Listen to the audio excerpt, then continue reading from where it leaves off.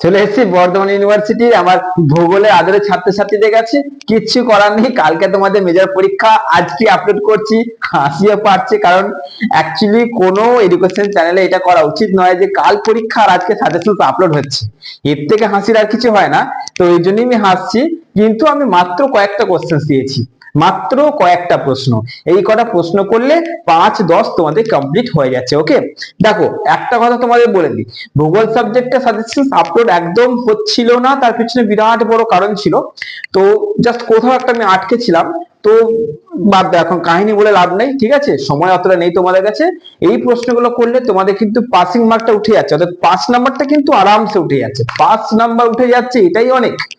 তো তারপরে এক্সট্রা কতটা কি উঠবে সেটা হচ্ছে তোমরা কতটা পড়েছো তার উপর নির্ভর করছে। যে চলো আবার স্টেজের ছাত্রছাত্রীরা যারা ভূগোল নিয়েছো তারা কিন্তু সাজেশনস গুলো দেখে নাও, অর্থাৎ 4 ইয়ার্স যারা ভূগোল পড়ছো তাদের জন্য কিন্তু দেওয়া হয়েছে, অর্থাৎ ওই পপুলেশন জিওগ্রাফি বা সেটেলমেন্ট জিওগ্রাফি যেগুলো আছে আর কি, পপুলেশন এইগুলো আর কি, ওই পার্ট থেকে অর্থাৎ ইউনিট 1 এবং 2 এই পার্ট থেকে তোমাদের কিন্তু ভূগোলের সাজেশনস আপলোড হয়ে গেল। তো চলো দেখে নাও কি কি প্রশ্ন রয়েছে, একদম সুন্দর করে টাইপিং করে দিয়েছি।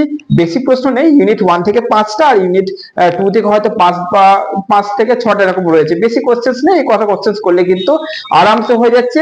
আর এর মধ্যে পার্থক্য রেখেছি, পার্থক্যগুলো তো অবশ্যই ইম্পর্টেন্ট।